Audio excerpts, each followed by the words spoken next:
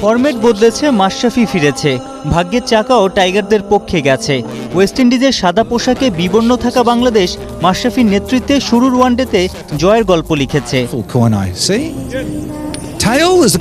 জয়টা শুরু মাশরাফিকে দিয়েই, টস ভাগ্যে জয় বাংলাদেশ ব্যাটিংয়ে। গোড়াতেই বিজয়ের খোঁচা, দুই বন্ধু সাকিব তামিম সাবধানী, 22 গজে রসায়নটা জমল বেশ। ওয়েস্ট ইন্ডিজের বিপক্ষে বাংলাদেশের রেকর্ড 207 রানের জোট। 6-4-এ 80 স্ট্রাইক রেটে সাকিবের 97। বন্ধু তামিম ভুল করেননি, ওয়ানডেতে বাংলাদেশের পক্ষে সেঞ্চুরির ডাবল ফিগারে গেছেন। আবার ক্যারিয়ারের 10ম সেঞ্চুরিটা বাংলাদেশের পক্ষে সবচেয়ে ধীরগতির, 146 বল খেলেছেন। তামিমের স্লো ব্যাটিং, দলীয় 250 যেন দূরের পথ।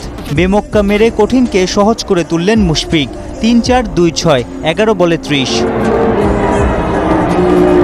তামিম প্যাভিলিয়নে ফিরেছেন, তবে 160 বলে 130-এ আনবিটেন। বাংলাদেশের বোর্ডে জমা 279। নেতা মাশরাফি জানেন, লুইস গেইলদের সেট হতে দিলে ওই রান তো মামুলি। নড়াইল এক্সপ্রেসে কাটা পড়েছেন লুইস।